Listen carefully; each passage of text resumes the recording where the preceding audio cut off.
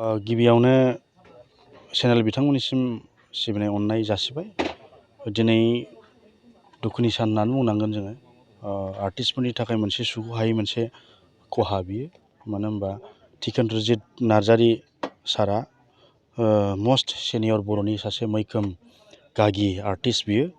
आरो जोबजासिमाव स्टार्टिंनिफ्राय एन्डिंसिम माने मेंनाय गैयै बिथाङा बे माने एक्टर हिसाबैनो खामानि मावलांबाय थादों। दा बिथाङा दिनै रुंसारि जाबाय। बे रुंसारि जानायाव जोंनि गासै बर' माहारिनि माने जायफोर महरगिरि आरो आर्टिस्टफोरनि थाखाय हारिमु बिथिङाव जोंहा गोबां गिदिर मोनसे खहा जादों। थेवबो मानसिनि जिउ हिसाबै जोबलांबाय। दा बिथांनि बिहोमाखौ नायनानै जोङो जाहाथे बिथांखौ गोसोखांबाय थानो हायो, बेनि थाखाय माने बिथांनि जिउमायाबो जाहाथे सोरगोआव आलो गोजोन थानो हायो, बिनि थाखाय आर'ज गाबदों।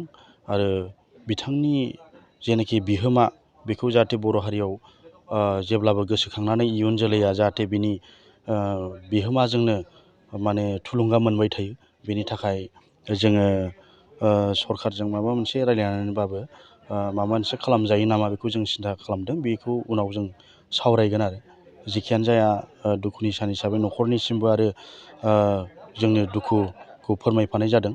बेखिनि आं सासे देंखोगिरि हिसाबै बेखौनो बुंबाय। आरो सारजों गोबां खामानि मावबोनो मोन्दोंमोन ससेयाव सिनियरब्लाबो माखासे ड्रामाफोराव बिथांजोंनो माखासे रायलायनायनि गेजेरजों माने गोबां खामानि मावनो मोन्दोंमोन आं गेजेराव।